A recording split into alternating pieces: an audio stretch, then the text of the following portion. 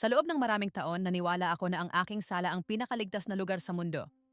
Ang malambot na kulay kape na sofa kung saan kami nanonood ng mga pelikula, ang mga nakakuwadro na litrato sa dingding, ang amoy ng kape na nananatili tuwing umaga, lahat iyon ay patunay na may ayos ang buhay ko, na ako ay napili, na ako ay minamahal.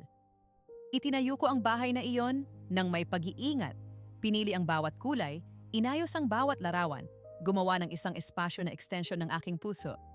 Kung pumasok ka sa anumang karaniwang araw, makikita mo ang larawan ng isang mahabang pagsasama, isang lalaki at isang babae na nakangiti, magkakabit ang mga kamay, ang oras ay nag-iwan lamang ng banayad na marka sa kanilang mga mukha.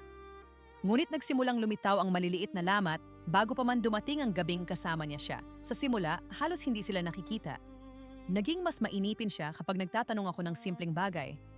Ang kanyang cellphone, na dati ay pabayaan niyang iniiwan sa coffee table sa harap ng TV, ay nakaharap na ngayon pababa ang screen, isang tahimik na itim na parihabana sa paanuman ay mas malakas na kaysa sa anumang pagtatalo na maaari naming maranasan. Dumami ang mga late na pulong, pati na rin ang iba't ibang pabango na bahagyang kumapit sa kanyang mga kamiseta, mga amoy na hindi kanya at tiyak na hindi akin. Sinubukan kong bigyan ng katwiran ang mga pagbabago. Marahil ay mas mahirap ang trabaho. Marahil ay pagod lang siya.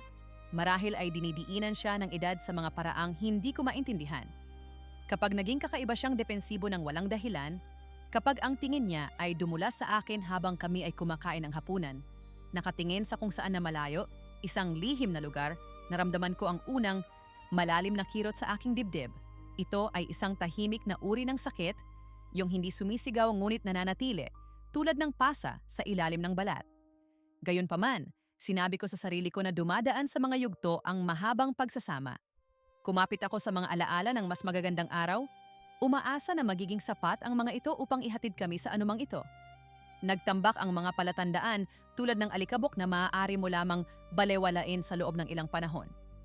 Nakita ko ang mga mensahe na mabilis niyang pinutol kapag pumasok ako sa silid. Narinig ko siyang bumubulong sa telepono sa balkonahe ng gabing iyon. Ang kanyang boses ay malambot at puno ng pangako, isang tono na hindi na niya ibinibigay sa akin sa loob ng maraming taon.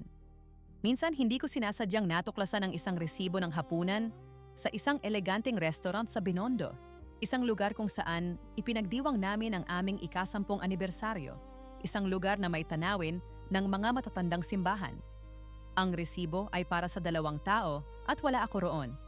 Kumirot ang aking tiyan, ngunit nilunok ko ang pakiramdam. Marahil ay kasama niya ang isang business partner. Marahil ay paranoid lang ako, ngunit ang bawat bagong detalye ay naidagdag sa iba pa tulad ng maliliit na bato sa sapatos. Maliit, ngunit hindi komportable, imposibleng balewalain. Nagsimula akong mapansin kung paano hindi nagtutugma ang kanyang mga kwento tungkol sa kung nasaan siya sa mga oras na hindi ko siya maabot sa cellphone. Nagsimula akong mapansin kung paano siya huminto sa pag-uusap tungkol sa aming mga plano sa hinaharap, kung paano hindi na niya binanggit ang pagpunta sa isang bakasyon sa Palawan o ang paglipat sa isang mas malaking bahay kapag kami ay nagretiro na. Naging pinakamahirap ang mga gabi. Hihiga ako sa tabi niya sa aming kama sa kondominium na binili namin sa Makati, nakikinig sa kanyang paghinga habang siya ay natutulog at nakararamdam ng walang hanggang kalungkutan. Paanong posible na humiga sa tabi ng isang taong nakasama mo sa loob ng 2 dekada at makaramdam na parang isang estranghero? Sinubukan kong lumapit, hawakan ang kanyang kamay, ngunit maging sa kanyang pagtulog, ang kanyang kamay ay nanatiling tense, inatras. Para akong sumusubok na hawakan ang isang anino, isang bagay na pamilyar ang hitsura ngunit wala na. Nagigising ako ng 3:00 ng umaga, pumipintig ang aking puso, ang isip ko ay tumatakbo sa mga posibleng sitwasyon. Dumadaan lang ba siya sa krisis ng kalagitnaan ng buhay? Nalulumbay ba siya? O ang katotohanan ba ay ang bagay na kinatatakutan kong pangalanan na hindi na niya mahal ang buhay na itinayo namin, na hindi na niya ako mahal? Uupo ako sa kusina na may kape na ayaw kong inumin, nakatingin sa labas ng bintana sa mga kalye na walang tao at tahimik, nararamdaman ko kung paano dahan-dahang nagkakawatak-watak ang isang bagay sa loob ko. Ngunit ang pinakamasama sa lahat ay ang kalungkutan na dumarating kapag may alam ka ngunit hindi mo ito mapatunayan. Kapag ang iyong instinct ay sumisigaw ngunit kinukumbinsi ka ng iyong isip na ikaw ay masyadong sensitibo, masyadong nagdududa, masyadong hindi makatwiran. Nagsimula akong magduda sa aking mga pananaw. Masyado ba akong nag-iisip? Ako ba ang problema? Marahil ay naging boring ako, predictable, hindi na ako ang babae na gusto niya noon. Sinalakay ako ng mga kaisipang iyon, sa pinakatahimik na sandali, kinakagat ako sa loob tulad ng mga lason na ahas. At pagkatapos ay dumating ang mga araw na siya ay kakaiba at mabait. Binibigyan niya ako ng mga bulaklak ng walang dahilan, hinahalikan ako sa noo, nagtatanong kung kamusta ang araw ko. Ang mga sandaling iyon ay mas nagpalito sa akin dahil gusto kong maniwala na bumabalik siya, na okay na kami ulit, na inimbento ko lang ang lahat. Ngunit ang mga magagandang araw na ito ay palaging sinusundan ng mga araw ng lamig, paglayo, mga araw na tinitingnan niya ako na parang ako ay isang sagabal, isang bagay na kailangang iwasan habang tinatahak niya ang kanyang totoong buhay. Naaalala ko ang isang gabi ng napakalinaw. Nakaupo kami sa mesa, kumakain ng inihaw na manok na may patatas. Isang pagkain na natutunan kong lutuin mula sa kanyang ina, ang kanyang recipe, na itinuro niya sa akin noong engaged kami. Halos hindi niya ginagalaw ang pagkain, nakatingin sa kanyang cellphone, ang kanyang mga daliri ay dumudulas sa screen ng may pagmamadali na hindi para sa akin. Tinanong ko siya kung kamusta ang trabaho. Ayos lang, sabi niya hindi tumitingin. Sinubukan ko ulit. Nagtanong ako tungkol sa isang proyekto na binanggit niya nung isang linggo. Tapos na, sabi niya. Wala nang iba pa? Para akong nakikipag-usap sa isang pader. At sa sandaling iyon habang pinagmamasdan ko siyang nakaupo sa tapat ko, ngunit milyong-milya ang layo, napagtanto ko ang isang bagay na masakit at malinaw, nawala ko na siya. Siguro hindi ko siya ganap na nawala. Ngunit nawala ko na ang bersyon niya na tumitingin sa akin na parang ako ay mahalaga, na parang ang tanong ko ay sulit na sagutin, na parang ako ay higit pa sa isang figura sa likod ng kanyang buhay. Ang realisasyong iyon ay dumagan sa aking dibdib tulad ng isang bato. Gayunpaman, wala akong sinabi. Naghugas lang ako ng mga plato, naghugas ng pinggan, natulog at nagkunwari na natutulog habang siya ay nanatili sa sala. Ang ilaw mula sa screen ay nagbigay ng asul na liwanag sa kanyang mukha.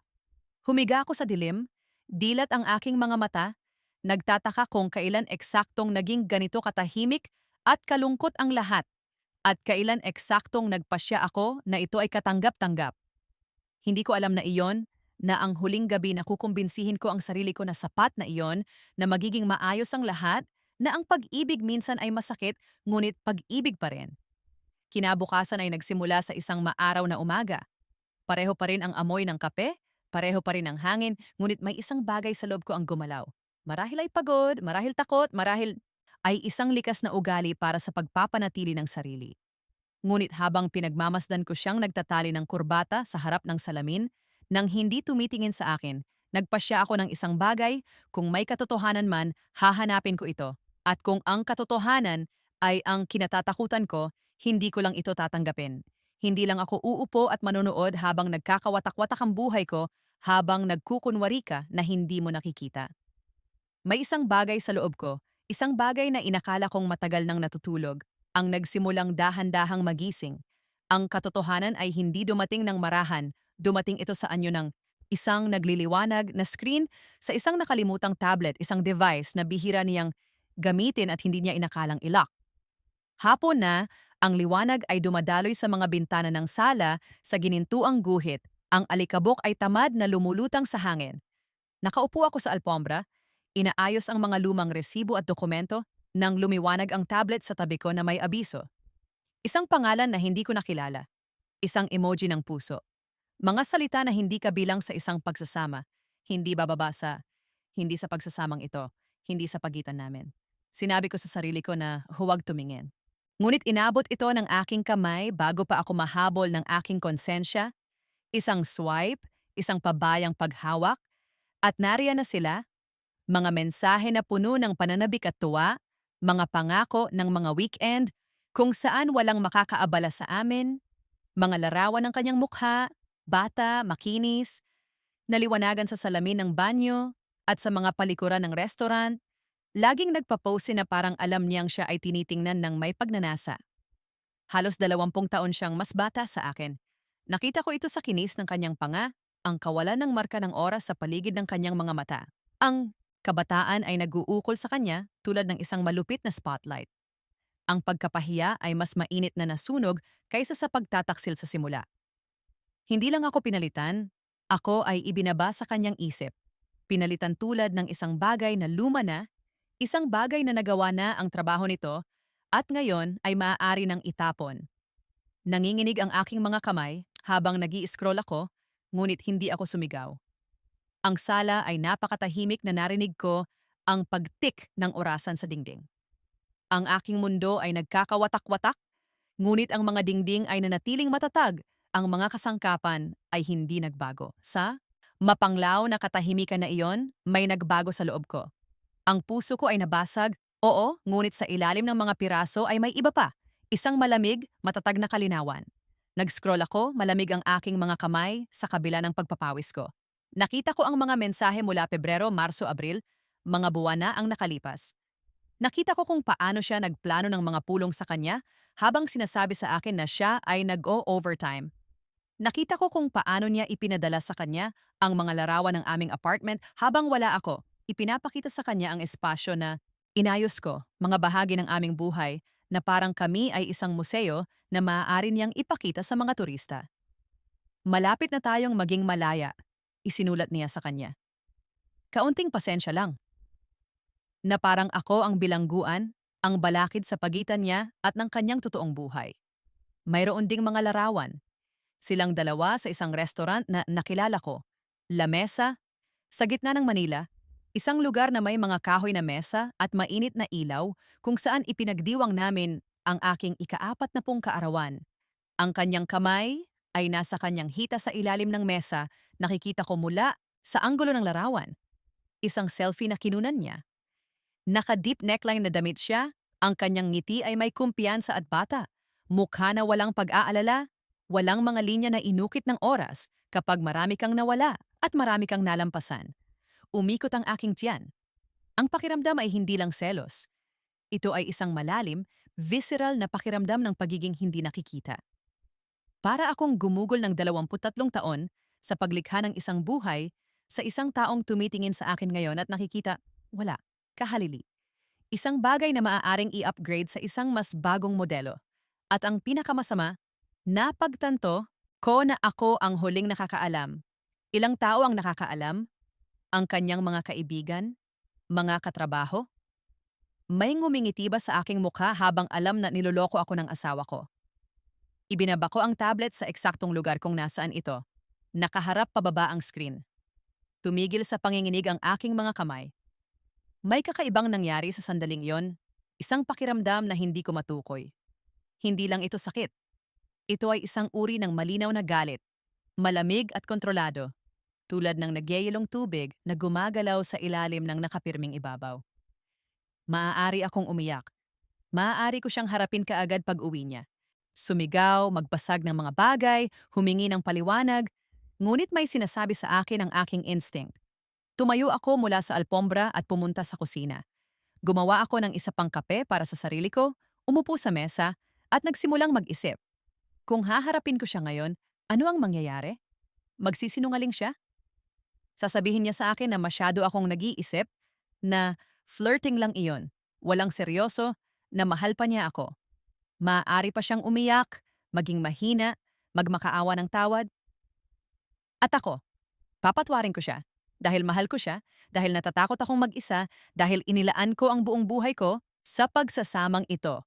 At pagkatapos, magiging mas maingat siya, burahin niya ang mga mensahe, palitan niya ang mga password, at patuloy niya akong lolokohin mas maingat lang. Hindi. Kung laro ito, kailangan kong maglaro ng mas matalino. Kailangan kong maging strategic. Umupo ako sa mesa na may notebook at nagsimulang magsulat. Kailangan ko ng ebidensya, hindi lang ng isang gabing mensahe, kundi isang pattern ng pag-uugali. Kailangan ko ng mga financial records. Kailangan kong protektahan ang sarili ko sa legal na paraan. Kailangan kong maunawaan kung ano talaga ang mawawala sa akin kung umalis ako at kung ano ang maaari kong panatilihin kung lalaban ako ng matalino. Sa Pilipinas, ang adultery ay hindi naman nangangahulugan ng mas malaking bahagi ng ari-arian, ngunit tiyak na nakakatulong ito. At kung may ebidensya na ginugol niya ang aming pera sa kanya, ang aming pinagsamang ipon sa mga hotel, regalo, hapunan, mahalaga rin iyon. Nananatili akong gising noong gabing iyon, nagre-research. Nagbasa ako tungkol sa mga batas sa diborsyo, kung paano gumagana ang paghati sa ari-arian, kung paano idokumento ang pagtataksil. Nalaman ko na ang mga mensahe, larawan, financial evidence, lahat ng iyon ay maaaring gamitin. Nalaman ko na may mga private investigator, mga abogado na espesyalista sa mahihirap na diborsyo, at maging mga eksperto sa teknolohiya na maaaring tumulong sa pagkolekta ng digital na ebidensya ng hindi lumalabag sa batas. Nang umuwi siya noong gabing iyon, huli na, amoy pabango siya. Hindi kanya, hindi akin, wala akong sinabi. Ngumiti lang ako, nagtanong kung gutom ba siya, sinabi sa kanya na may pagkain sa refrigerator kung gusto niya. Tinitigan niya ako na parang sinusubukan niyang suriin kung nagdududa ba ako. Ngunit ang aking mukha ay kalmado, ang aking boses ay malambing. Siya ay nalito, marahil ay nabigo pa nga na walang drama. Marahil sa isang masamang paraan ay gusto niyang malaman ko, gusto niya ng komprontasyon upang bigyan ko siya ng dahilan para umalis. Ngunit wala akong ibinigay sa kanya. Noong gabing iyon, nanatili siyang gutom. Sa mga sumunod na araw, naging mahusay akong aktres. Hinawakan ko ang kanyang kamay sa agahan. Nagtanong ako tungkol sa trabaho. Tumawa ako sa kanyang mga biro. Tiniklob ko ang mga damit na hiniling niya. Nagmukha akong mas pagod kaysa karaniwan. Mas mapagkumbaba na parang umiiwas ako sa sarili ko. Na sa sandaling iyon ay totoo. Ngunit sa likod ng panlabas na anyo, na iyon ang aking isip ay aktibo, matalas, sistematikong gumagawa ng daan patungo sa kalayaan. Nag-backup ako ng lahat ng mensahe mula sa kanyang tablet. Nag-install ako ng software na nagpapahintulot sa akin na subaybayan ang kanyang lokasyon sa pamamagitan ng all-location sharing, na hindi niya sinasadyang iniwan sa isang shared account. Nagsimula akong magpicture ng mga resibo na iniiwan niya sa kanyang mga bulsa, isinusulat ang mga petsa kung kailan siya nahuhuli, itinatala ang bawat hindi pagkakapare-pareho sa kanyang mga kwento. At dahan-dahan nabuo ang larawan. Hindi lang ito kamakailan. Nagtagal ito ng ilang buwan, marahil ay mas matagal pa. Siya ay sistematiko, maingat, maliban na hindi siya sapat na maingat. At habang ginagawa ko ang lahat ng ito, may isang bagay sa loob ko ang namamatay, ngunit may ibang bagay ang ipinanganak. Ang babae na gustong iligtas ang pagsasama, na handang magpatawad, na nag-isip na laging nananalo ang pag-ibig, ang babaeng iyon ay dahan-dahang nawawala. Sa halip, dumating ang isang mas matigas, isang taong nakaunawa na ang pag-ibig ay hindi sapat kapag ang ibang tao ay hindi na naglalaro sa parehong panuntunan. Dumating ang isang babae na nagpasya na karapat-dapat siya sa dignidad, katotohanan, at ay isang hinaharap na hindi nakabatay sa kasinungalingan. Sa mga sumunod na araw, naging aktres ako sa sarili kong buhay. Ngumiti ako nang umuwi siya, nagtanong tungkol sa kanyang araw, nag-ayos ng mga plato para sa hapunan na parang hindi ko nakita ang kanyang mga pangako na dadalhin siya sa parehong mga restaurant na tinawag naming amin. Ang bawat kilos ay tila isang kasinungalingan, ngunit ito ay kinakailangan. Naniwala siyang siya lang ang nabubuhay ng dalawang buhay. Ang ilusyon na iyon ang una sa marami na hinayaan ko siyang panatilihin. Habang siya ay natutulog, ipinapasa ko ang kanyang mga mensahe at larawan sa isang ligtas na folder na ako lang ang may access. Gumawa ako ng mga kopya ng mga financial statement, business document, bank account balances, kontrata, lahat ng hindi nakikitang hibla na nagpapanatili ng buhay na ipinagpalagay niyang madali lang. Tahimik akong nakipagkita sa isang abogado sa isang opisina na amoy lumang libro at pinakintab na kahoy. Nakita ko ang aking sakit na naipakita sa sinanay na simpatya ng abogado, ngunit may nakita rin akong iba pa sa kanilang mga mata. Paggalang. Hindi ako naroon para mag-collapse, naroon ako para maghanda. Ang abogado ay si Maria, isang babae na nasa kanyang mga 50 na may matalim na tingin at isang mabait ngunit direktang paraan ng pagsasalita. Ang kanyang opisina ay nasa Malate, sa isang lumang gusali na may matataas na kisame at matitigas na sahig na umuungol sa ilalim ng mga paa. Nakaupo ako sa tapat niya habang binubuklat niya ang dokumentasyon na dinala ko. Mga mensahe na aking pre-nint, financial statement, larawan. Hindi siya nagulat. Malamang ay nakita na niya ang daan-daang kaso na tulad nito. Naidokumento mo ito ng maayos?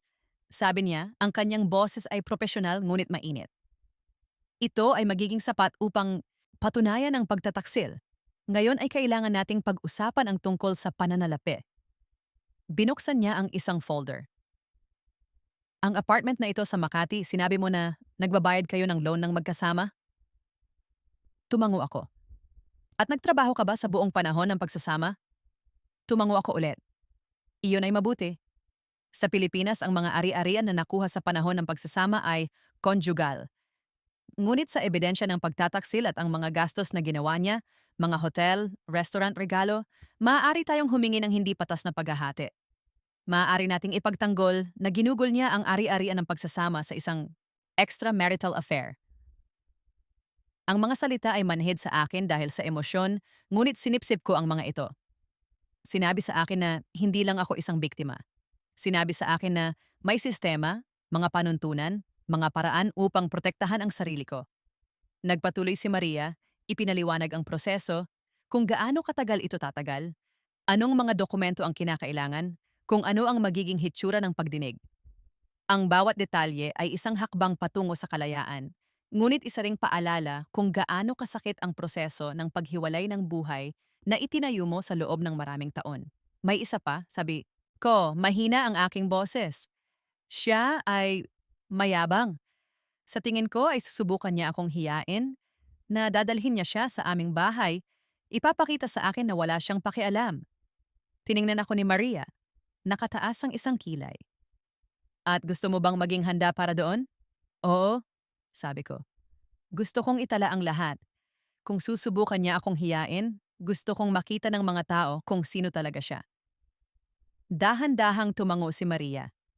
May mga paraan, ngunit kailangan mong maging maingat. Sa Pilipinas, hindi ka maaaring mag-record ng isang tao ng walang kaalaman nila sa pribadong kalagayan ng walang panganib na lumabag sa batas. Gayunpaman, sa sarili mong bahay, kung ikaw ang may-ari o co-owner, mas marami kang pagkilos, lalo na kung mag-i-install ka ng mga camera sa mga living areas kung saan walang inaasahan ng kumpletong privacy. Binigyan niya ako ng contact. Si Tom, isang eksperto sa seguridad at teknolohiya, isang taong inirerekomenda niya sa mga sensitibong kaso. Nakipagkita ako kay Tom isang linggo pagkatapos sa isang maliit na coffee shop malapit sa Greenbelt kung saan ang ingay ay sapat na upang manatiling pribado ang aming pag-uusap. Siya ay bata pa, marahil ay nasa kanyang mga 30, may salamin at isang kaswal na paraan ng pananamit na nagpapahiwatig na mas marami siyang oras sa harap ng computer kaysa sa mga tao. Ipinaliwanag ko sa kanya kung ano ang kailangan ko. Hindi siya nagtanong ng marami. Tumango lang siya, nagsusulat, minsan ay tumitingin ng may tila pag-unawa. Maaari akong mag-install ng mga discrete camera yabek sa sala, sabi niya. Maliit, halos hindi nakikita, maaari silang ilagay sa mga dekorasyon, istante, kahit saan na may magandang viewing angle. Ang mga camera ay magre-record sa motion detection at magpapadala ng mga larawan ng direkta sa isang secure na cloud. Ma-access mo ang mga footage mula sa anumang device at lahat ay naka-encrypt. Ipinaliwanag niya ang mga presyo, ang logistic, kung kailan siya maaaring dumating upang i-install ang mga ito. Ang lahat ay discreet, mabilis, at efficient. Ang lahat ay idinisenyo para sa mga sitwasyon na tulad ko. Ang instalasyon ay ginawa habang siya ay nasa trabaho. Dumating si Tom na may maliit na bag, nagtrabaho ng mabilis at tahimik, naglalagay ng maliliit na lens sa picture frame sa dingding, sa isang souvenir box sa istante, sa orasan sa mesa. Sinubukan niya ang bawat camera, ipinakita sa akin kung paano i-access ang app, kung paano i-download ang mga footage, kung paano i-store ang mga ito ng ligtas.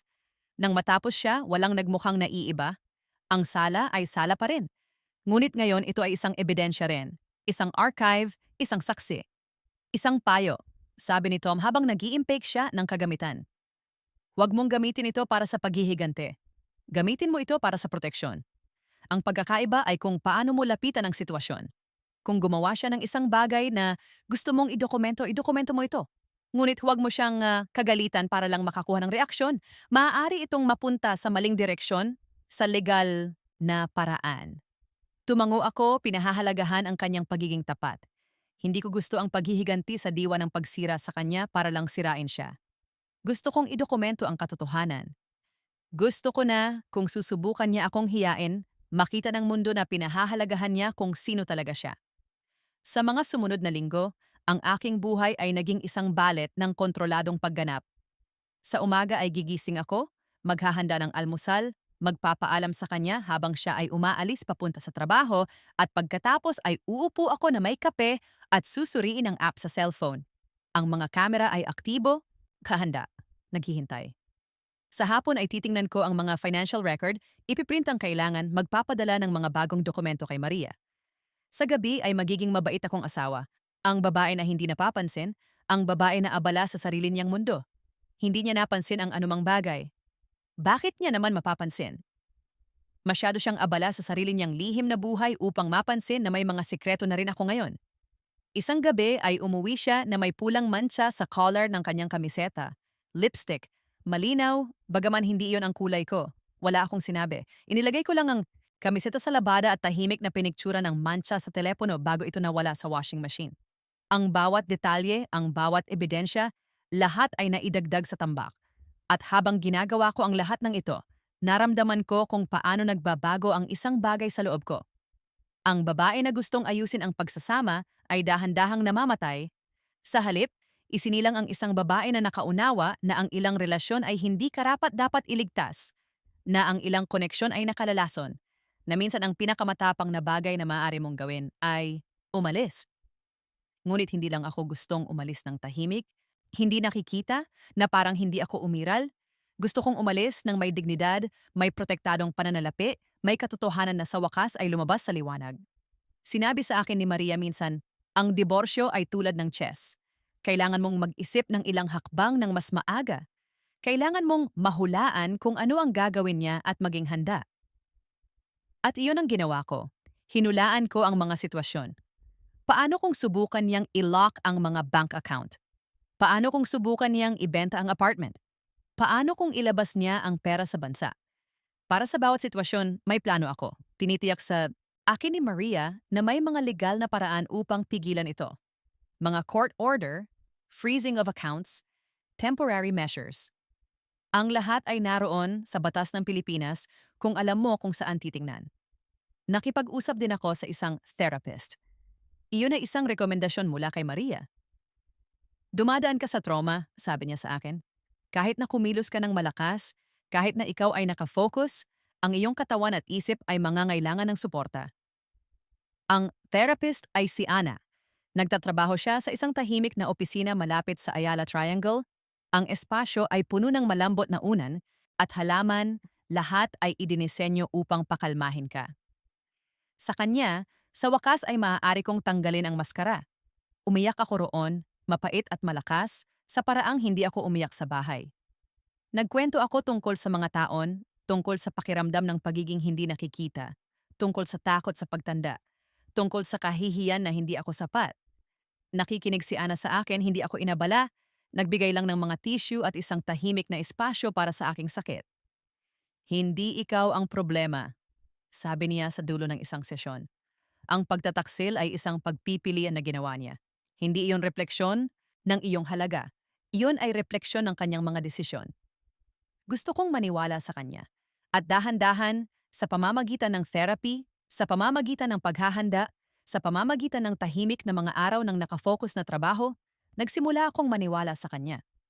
Nagsimula akong makita na hindi ako masamang asawa dahil umibig ang asawa ko sa isang mas batang babae. Ako ay isang babae sa isang pagsasama sa isang lalaki na hindi na kayang pahalagahan kung ano ang mayroon siya. At ang pinakamahalaga, ako ay isang babae na hindi na magpapatalo sa ganoong relasyon. Sa pagtatapos ng buwang iyon, ang lahat ay nasa lugar. Ang mga ebidensya ay naayos, ang mga kamera ay na-install, ang abogado ay handa, ang therapy ay nagpapatuloy, ang financial plan ay nasuri. Hindi na ako ang babae na hindi sinasadyang natuklasan ng isang bagay sa isang tablet at desperadong sumusubok na malaman kung ano ang gagawin. Ako ay isang babae na may plano, may diskarte, may hinaharap na naghihintay sa akin sa kabilang panig ng kaguluhan na ito. At kapag tiningnan ko siya ngayon, kapag umuwi siya ng huli, amoy pabango ng iba, nagsisinungaling sa aking mukha, hindi na lang ako nakararamdam ng sakit. Naramdaman ko ang isang bagay na bago, pagiging handa. Handa ako sa kung ano ang darating. Handa ako sa kanyang reaksyon. Handa ako sa komprontasyon, sa publiko, sa katapusan. At ang pinakamahalaga, handa na akong bitiwan siya sa wakas. Hindi dahil hindi ko na siya mahal, Ang pag-ibig ay hindi nawawala ng ganoon kabilis, ngunit dahil mahal ko na ang sarili ko ng higit pa kaysa sa minahal ko ang ilusyon ng kung ano kami noon. Ang gabi na nagkasagupaan ng lahat ay halos parang isang theatrical play na parang pinatay ng universo ang ilaw para lang sa amin. Nakaupo ako sa sala sa parehong silid na dati kong inayos ng may pagmamahal, nakasuot ng simpleng blusa at maong, walang makeup, nakatali ang buhok sa likod. Mukha akong ordinaryo, halos medyo maputla sa ilalim ng mainit na ilaw ng lampara. Ngunit sa loob, ako ay bakal. Ang maliit na ilaw ng kamera ay hindi nakikita mula sa kung saan siya papasok. Ang abogado ay mayroon ng mga tagubilin. Ang nakaschedule na email ay nakaset na ipadala kung pipindutin ko ang send. Ang lahat ay handa. Bumukas ang pinto ng may karahasan na hindi tugma sa katahimikan ng bahay. Pumasok ang aking asawa ng hindi kumakatok, na parang pumapasok sa isang espasyo na pag-aari pa rin niya ng walang tanong. Kasama niya ang babae na maaaring maging mas bata kong refleksyon kung tumigil ang oras 20 taon na ang nakalipas. Makinis na balat, kumikinang na mga mata, isang damit na masyadong masikip, masyadong maikli para sa lamig sa silid. Ang kanyang pabango ay lumutang sa harap niya. Isang matamis, synthetic na amoy na sumalungat sa pamilyar na amoy ng aming bahay. Hindi sila huminto sa pintuan. Sumugod sila sa sala na parang sinasakop ang teritoryo. Tiningnan niya ako ng may pagmamataas at pagkainip tulad ng isang lalaki na naghahatid ng balita na sinanay niya ng daan-daang beses sa kanyang isip. Pagkatapos ay sinabi niya ito ang bawat salita ay mabigat at malupit, pinuputol ang hangin. Ito na ang aking kasama ngayon at kailangan mong harapin iyan. Ang kanyang kamay ay nakalagay sa ibabang bahagi ng kanyang likod na parang ako ang intruder, na parang ang buhay na itinayo namin ng magkasama ay wala ng iba kundi isang lumang entablado kung saan siya bumababa. Ang pagkapahiya na nilalayon niya ay halos nararamdaman, nakabitin sa pagitan namin tulad ng usok. Naramdaman ko, hang lumang bersyon ko na gumalaw ang isa na maaaring magmakaawa, magsumamo, mag-collapse doon mismo sa alpombra. Sa halip, tumingala lang ako at itinaas ang isang kilay. Iyon lang, isang maliit, kontroladong paggalaw. Ngunit sa loob ng kilos na iyon ay nabuhay ang lahat.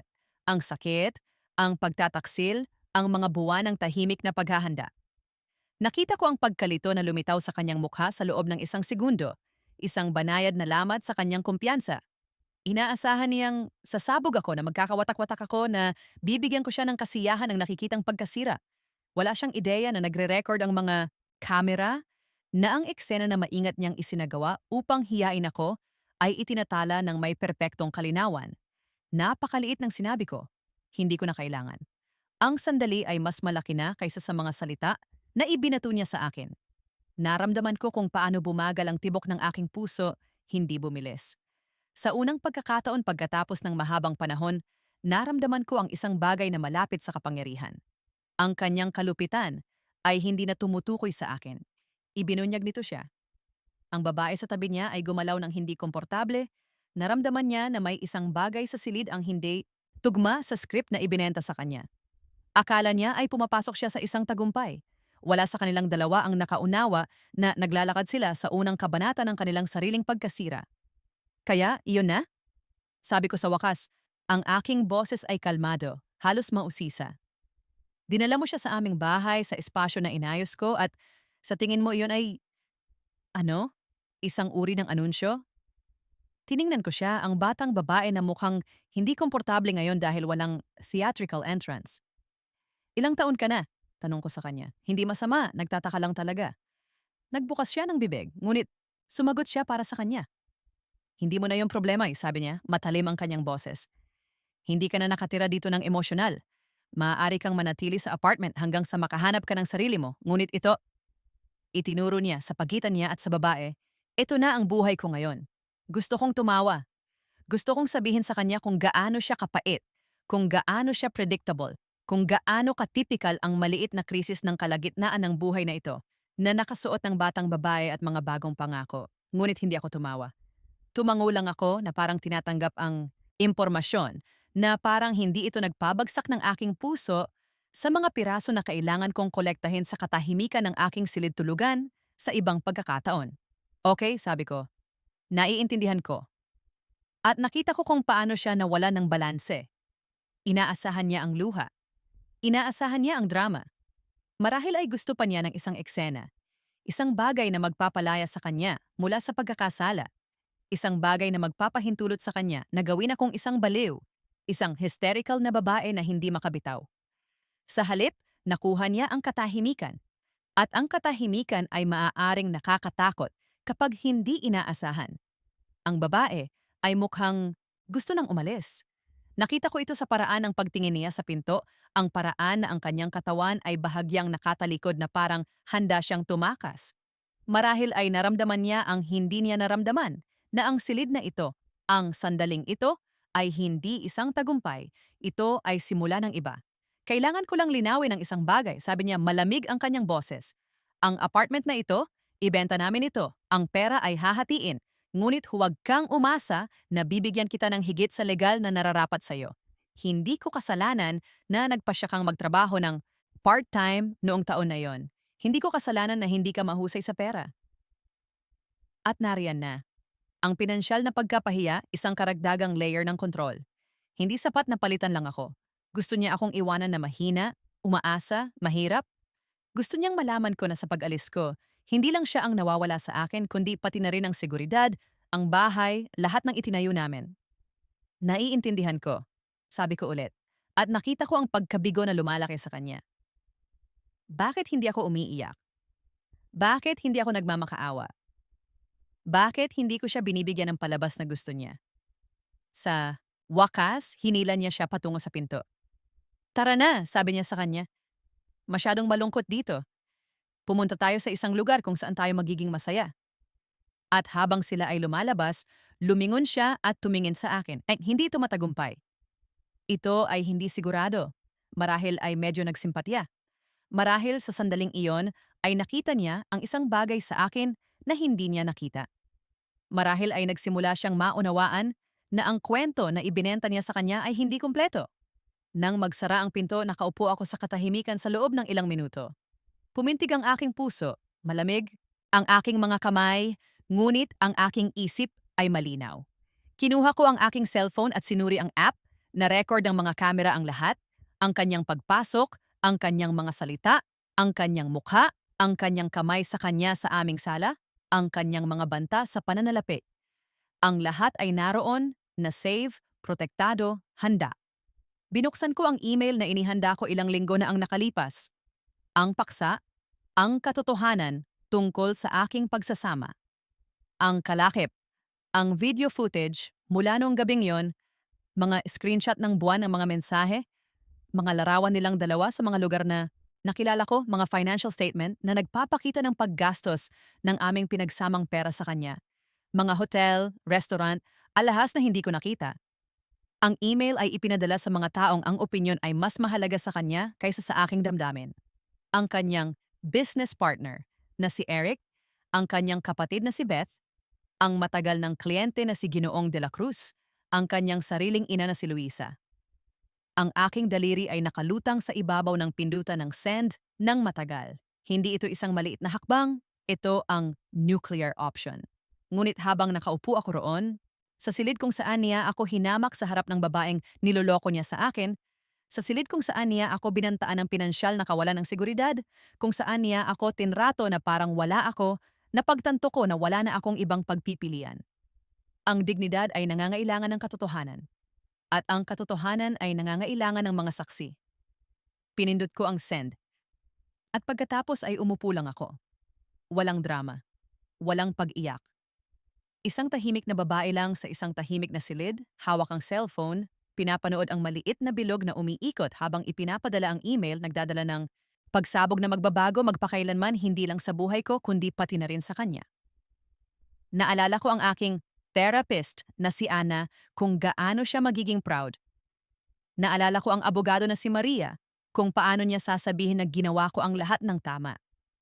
Naalala ko si Tom at ang kanyang mga kamera kung paano nila ginawa ang kanilang trabaho ng perpekto.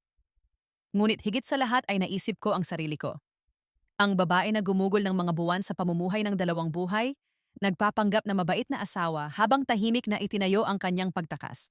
Ang babae na hinayaan lang ang kanyang asawa na hiyain siya sa harap ng kanyang kabit dahil alam niya na ang bawat sandali ng kalupitan na iyon ay nagiging ebidensya. Ang babae na natuto na ang kapangyarihan ay hindi nagmumula sa pagsigaw o pag-iyak, kundi sa isang strategic, malamig, legal na hustisya. Isang oras pagkatapos, nagsimulang mag-ring ang kanyang cellphone. Na-imagine ko ang eksena. Siya at ang babae sa isang restaurant. Marahil sa Rockwell, sinusubukan na ipagdiwang ang kanilang bagong simula nang magsimulang lumiwanag ang kanyang telepono na may mga pangalan. Eric, Beth, Dela Cruz, Luisa, ang mga mensahe ay mabilis na dumarating. Totoo ba ito? Paano mo nagawa ito? Nakita ko lang ang video. Nandidiri ako sa'yo. Wala ako roon upang makita ang kanyang mukha, ngunit hindi ko na kailangang naroon. Alam ko eksakto kung paano ito tinitingnan.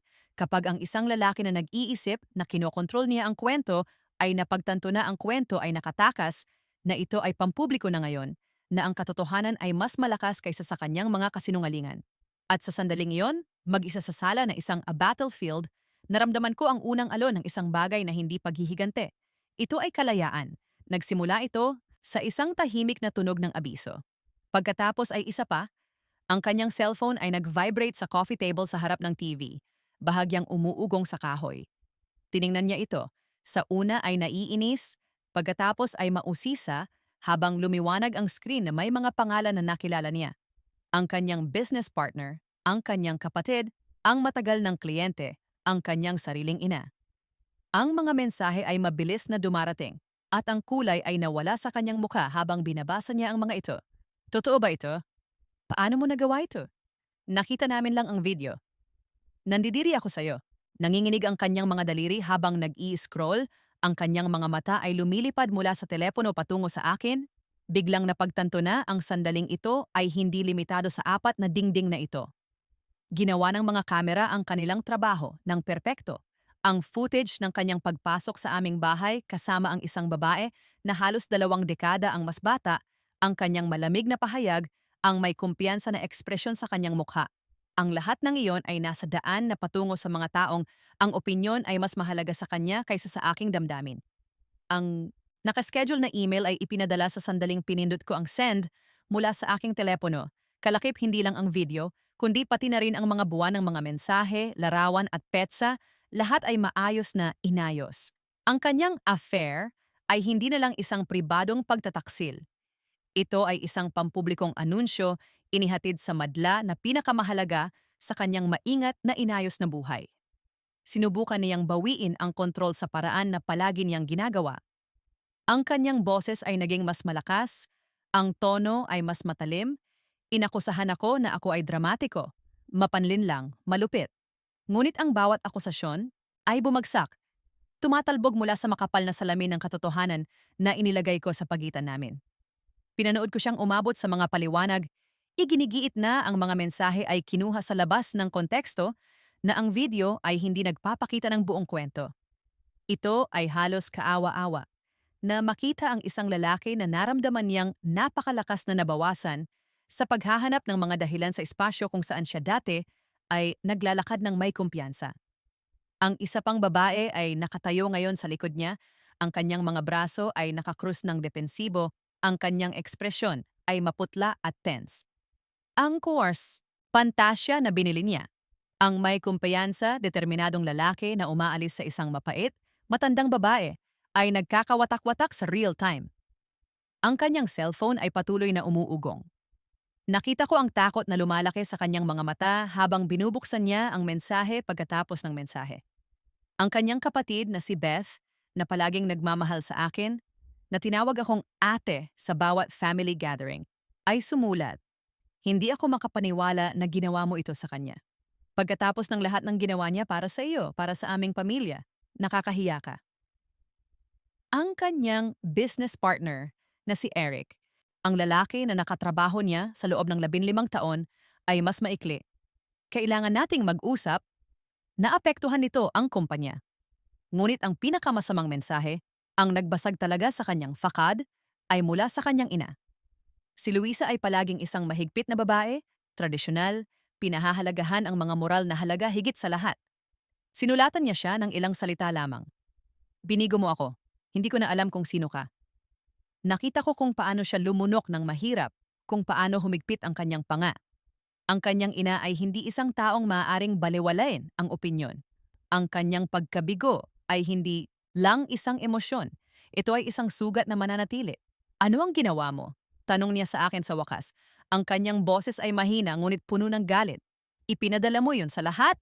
Ang aking mga katrabaho, ang aking pamilya, tiningnan ko siya ng diretsyo. Ipinadala ko ang katotohanan sa mga taong karapat-dapat malaman ito. Ikaw ang gumawa ng mga desisyon. Idinukumento ko lang ang mga kahihinatnan. Nakita ko kung paano nag-iba ang kanyang mukha, kung paano siya sumusubok na makahanap ng mga salita. Nasasaktan ako sa paraan na sinaktan ko siya, ngunit walang mga salita. Ang video ay nagsasabi ng lahat. Ang mga mensahe ay nagsasabi ng lahat. Ang financial evidence ay nagsasabi ng lahat. Maaari niya akong tawagin sa mga pangalan, maaari niya akong akusahan, ngunit hindi niya mababago ang katotohanan na siya ay na-record, na ang kanyang pagtataksil ay pampubliko na ngayon, na alam na ng lahat ng kanyang iginagalang kung ano siya. Ang babae, napagtanto ko na hindi ko man lang alam ang kanyang pangalan, ay nagsimulang gumalaw patungo sa pinto. Baka kailangan ko nang umalis, sabi niya ng mahina. Hinawakan niya ang kanyang kamay. Hindi, manatili ka. Ito ay kanyang kabaliwan, hindi ang ating sitwasyon. Ngunit ang paraan ng pagsabi niya nito, ang desperasyon sa kanyang boses, ay nagbunyag ng katotohanan, ito na ang kanilang sitwasyon. Isinama ko ang kanilang relasyon sa isang pampublikong drama at ngayon ay kailangan nilang harapin ang mga kahihinatnan. At pagkatapos ay dumating ang pangwakas na blow, ang hindi niya inaasahan. Ang kanyang bank app ay hindi nagre-refresh ng maayos. Ang mga transaksyon ay nagpapakita ng pending. Ang mga card ay tila frozen. Ginawa ko ang lahat ng legal, maingat sa patnubay ng mga taong nakaunawa kung paano protektahan ang isang tao sa aking posisyon. Ang account, naran na nagbabayad ng kanyang luho, ang kanyang imahe, ang kanyang walang katapusang mga hapunan at mga silid sa hotel ay malaki ang nabawasan. Hindi sa paghihigante, kundi sa legal na paglilipat. Hindi ako nagnakaw, binabalik ko ang akin. Ang abogado ng kanyang kumpanya na nakatanggap din ng ebidensya ay nagsimula ng lumayo sa kanya. Pinoprotektahan ang sarili niyang interes bago pa man maging headline ang kanyang iskandalo. Ano ang ginawa mo sa account? Tanong niya. Ang kanyang boses ay matalim. Nagpapanik. Walang laman ang joint account. Umupo ako sa sofa, nararamdaman ang bigat ng sandali, ngunit isang kakaibang gaan din. Kinontak ko ang bangko, sabi ko ng kalmado. Sa ebidensya na ginugol mo ang conjugal funds sa isang extramarital affair, pinahintulutan akong legal na protektahan ang aking kalahati. Ginabayan ako ng aking abogado sa bawat hakbang. Ang lahat na naroon ngayon ay hindi mo na magagalaw ayon sa batas hanggang sa matapos ang diborsyo. Nakita ko kung paano nagbagsakan ang kanyang mundo. Ang pera, ang reputasyon, ang suporta ng pamilya, lahat ay nakataya ngayon. At ang batang babae sa tabi niya, ang isa na nag-isip na pumapasok siya sa buhay ng isang matagumpay na lalaki na umaalis sa isang hindi nasisiyahang asawa, ay nagsimulang maunawaan na ang kwento ay mas komplikado. Marahil ay napagtanto niya sa sandaling iyon na ang isang lalaki na maaaring gumawa nito sa kanyang asawa sa loob ng mga dekada ay maaaring gawin ito sa sinuman. Ang sumunod na araw ay magulo. Ang kanyang cellphone ay patuloy na nagriring. Narinig ko sa labas ng nakakandadong pinto kung paano siya sumisigaw sa isang tao, marahil kay Eric, marahil sa abogado. Narinig ko siyang sumusubok na ipaliwanag, bigyang katwiran, bawasan ng halaga.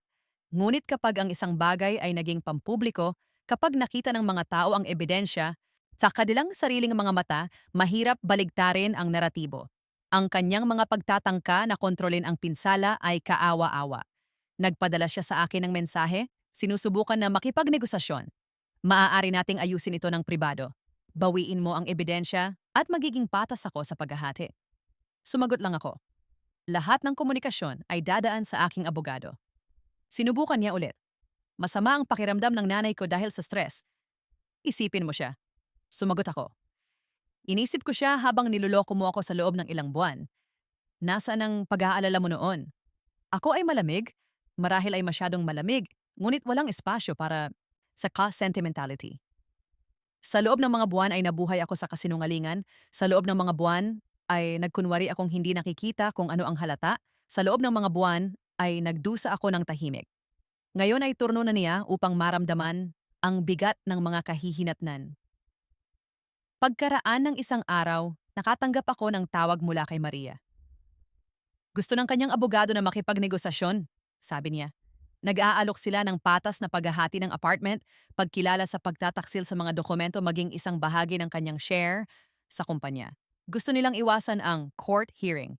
Naramdaman ko ang ginhawa, hindi ito tagumpay sa emosyonal na diwa. Wala sa mga ito ang tagumpay. Ngunit ito ay hustisya. Ito ay proteksyon. Ito ay isang pagkakataon na magsimula muli ng walang pinansyal na pagbagsak na pinlano niya para sa akin. Ano sa tingin mo? Tanong ni Maria sa akin. Nag-isip ako ng matagal.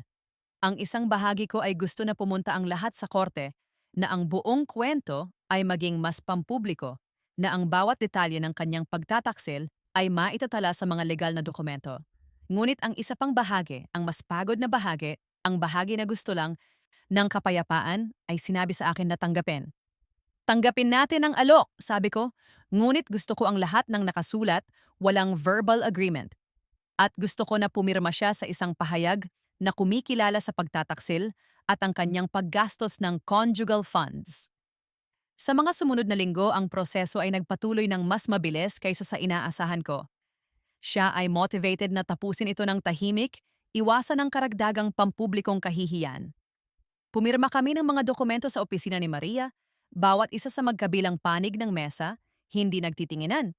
Ito ay kakaiba, na makita siya sa kontekstong iyon, hindi bilang isang asawa, kundi bilang isang legal na kalaban, isang taong nakikibahagi ako sa paperwork, ngunit hindi na nakikibahagi sa buhay. Ang batang babae ay nawala sa kwento ng mas mabilis kaysa sa inaasahan niya. Narinig ko sa pamamagitan ng mga kaibigan, sa pamamagitan ng mga bulong na kumakalat sa maliit na mundo ng Manila, na iniwan niya siya ilang linggo pagkatapos ng iskandalo. Ang glamour ng pagiging bagong babae ay nawala sa ilalim ng bigat ng iskandalo, korte, at ang hindi komportable na realisasyon na ang isang lalaki na maaaring gumawa nito sa kanyang asawa ay maaaring gawin ito sa sinuman. Siya ay naiwan na mag-isa, wala ako, wala siya, kasama lang ang mga kahinatnan ng kanyang mga desisyon. Ang kanyang reputasyon sa kumpanya ay hindi na ganap na gumaling.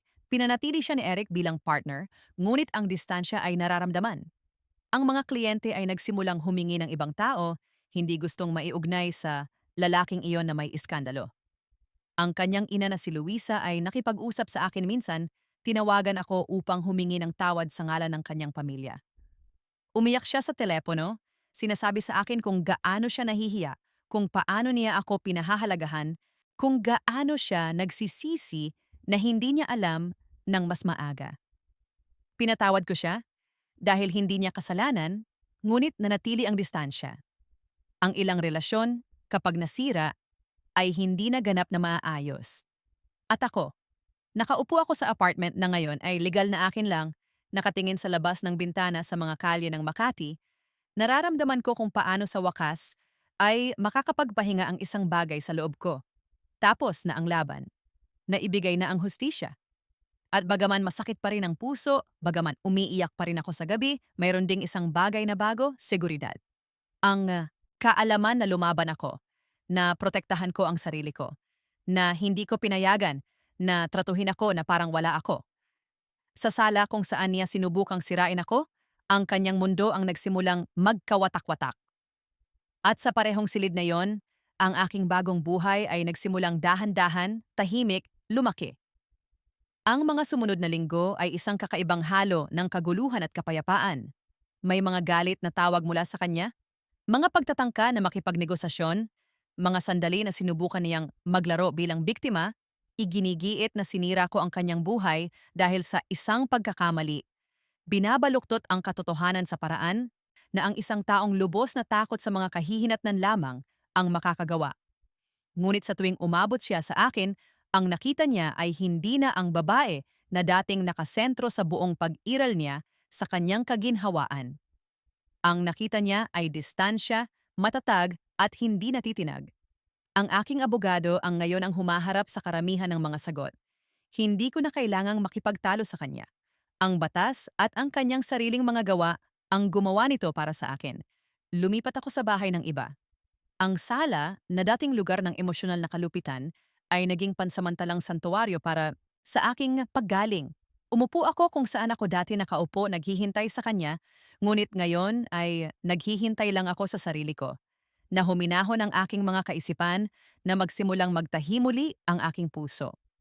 Pumunta ako sa therapy, nakaupo sa silid na may malambot na ilaw at napakaraming unan, kung saan pinayagan ko ang sarili ko na kalasin ang sarili ko sa mga paraan na hindi ko pinayagan noong gabing sinubukan niya akong hiyain. Doon ako umiyak, nagalit, nagdalamhati sa babae na ako noon. Ang isa na nag-isip na ang katapatan ay nangangahulugang tiisin ang mabagal, hindi nakikita na kalupitan. Si Ana, ang aking therapist, ay nagbigay sa akin ng espasyo upang maramdaman ang lahat ng walang paghuhusga. Ang mga damdamin ay hindi linear, sabi niya sa akin isang araw. Maaari kang makaramdam ng ginhawa at kalungkutan ng sabay. Maaari kang maging masaya na umalis ka at nagdadalamhati pa rin sa inakala mong mayroon ka. Ang mga salitang iyon ay nagpahintulot sa akin na tumigil sa paghuhusga sa aking sariling mga emosyon. Okay lang na umiyak para sa pagsasama na wala na. Okay lang na makaramdam ng galit sa lalaki na nagtaksil sa akin at okay lang din na makaramdam ng pananabik para sa hinaharap na sa wakas ay akin lang. Ang diborsyo ay umusbong. Ang ari-arian ay hinate. Ang apartment, ang isa na tinulungan kong bayaran, na inayos ko, kung saan ako nanirahan ng 23 taon, ay nanatili sa akin.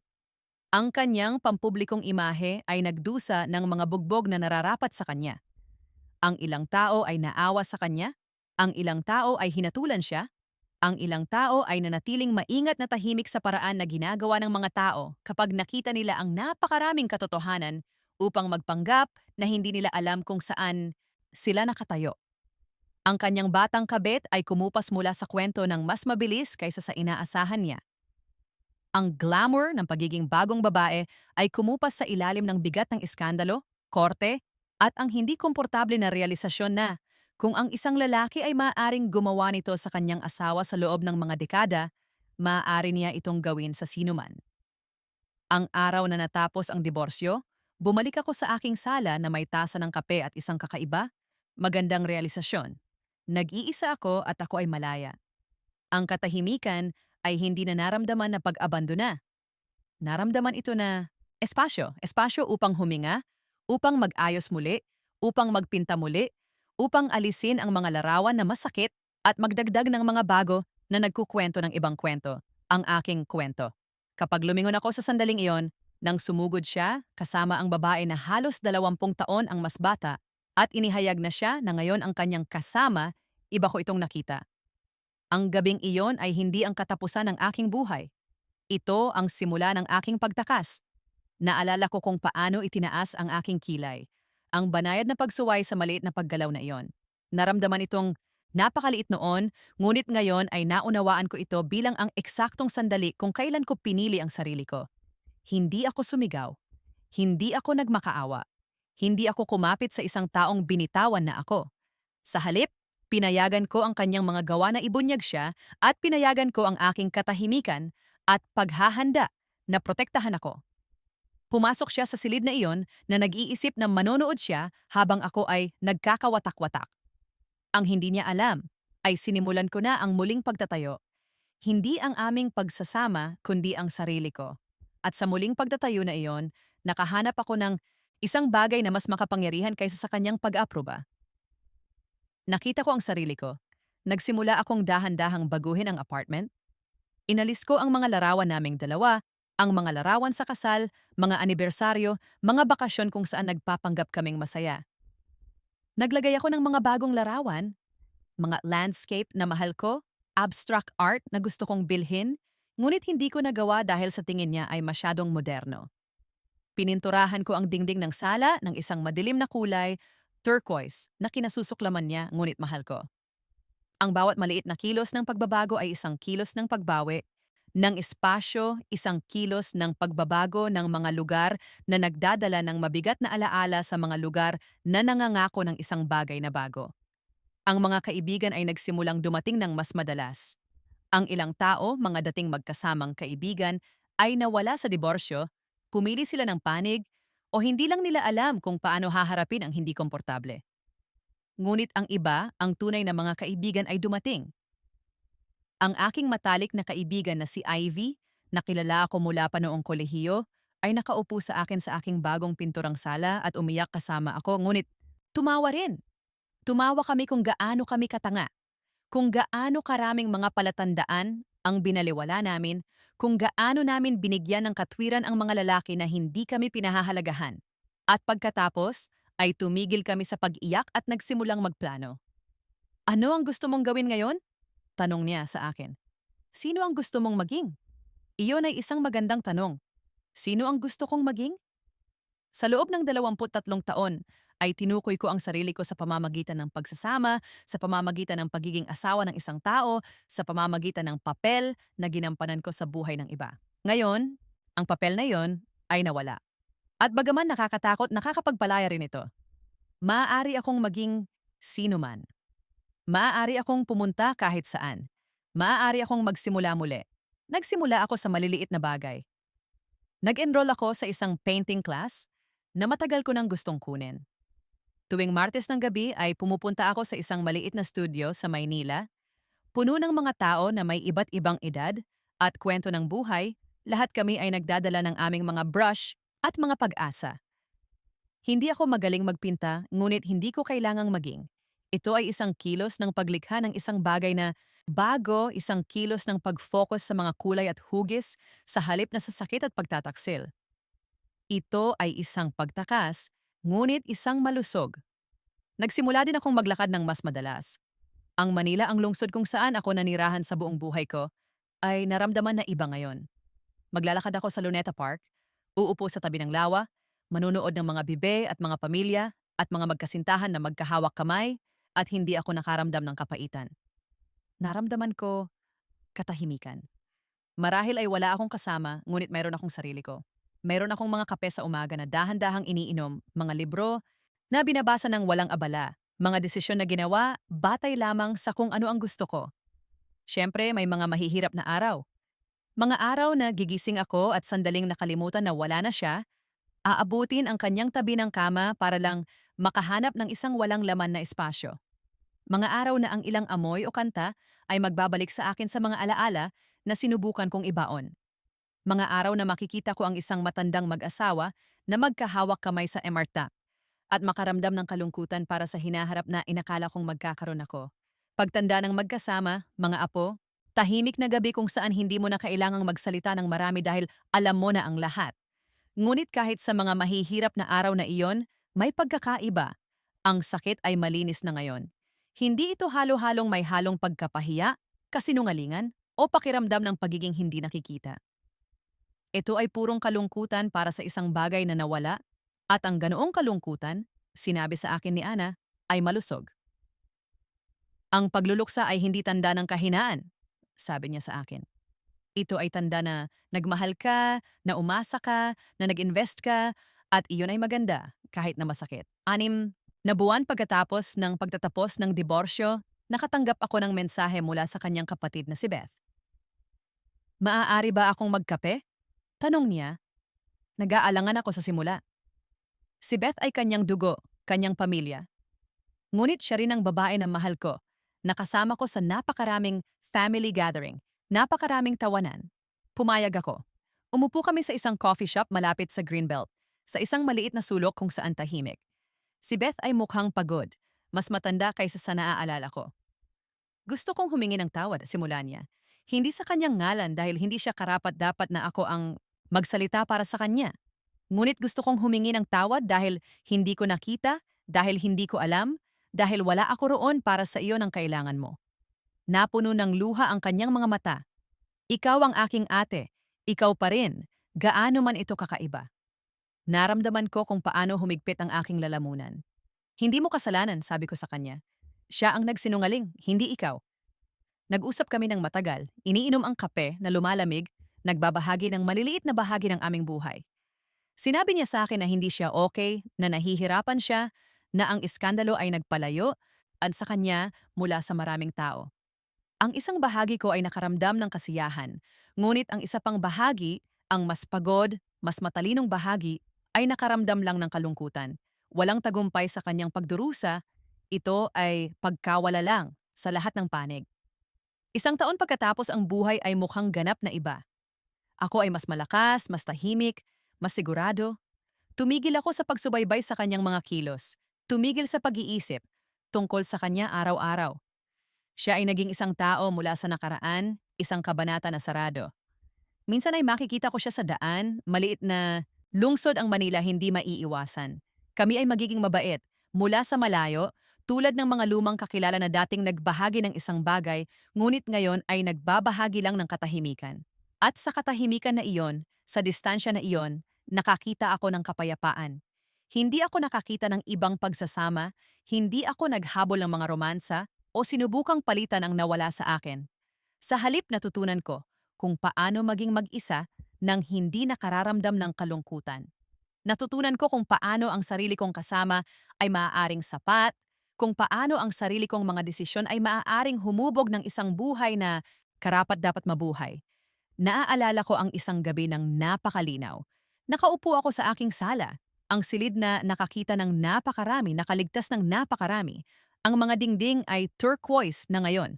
Ang mga larawan ay bago, ang ilaw ay mainit.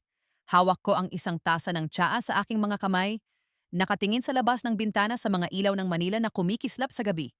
At naramdaman ko ang isang bagay na bihirang at mahalaga, pasasalamat. Hindi pasasalamat para sa sakit. Hindi pasasalamat para sa pagtataksil. Kundi pasasalamat para sa itinuro sa akin ng karanasan na ako ay mas malakas kaysa sa inakala ko, na karapat-dapat ako sa paggalang, na ang pag-ibig ay hindi dapat kailanman mangahulugan ng pagtitiis sa kalupitan. Pasasalamat na nagkaroon ako ng lakas ng loob na hindi manatili, na hindi tumanggap ng mumo, na humingi ng higit pa. At habang nakaupo ako roon, mag-isa ngunit hindi malungkot, malaya ngunit hindi nawawala, napagtanto ko ang isang bagay na mahalaga. Hindi siya ang nagbasag sa akin. Siya ang nagpakita sa akin kung gaano na ako kalakas. Sinubukan niya akong hiyain sa silid na mahal ko. Sa halip, sa parehong silid na iyon, ay natutunan ko kung paano bumangon, kung paano lumaban, kung paano piliin ang sarili ko. Ang aking kilay, na itinaas sa katahimikan noong nakakatakot na gabing iyon, ay higit pa sa pagsuway. Ito ang simula ng pagbabalik sa sarili ko. At sa pagbabalik na iyon sa mga buwan ng sakit at paggaling, muling pagtatayo at pagtuklas, sa wakas ay nakita ko ang isang bagay na hinahanap ko sa buong buhay ko sa maling mga lugar. Nakita ko ang sarili ko. At iyon, napagtanto ko, ay sapat na. Higit pa sa sapat. Iyon ang kalayaan.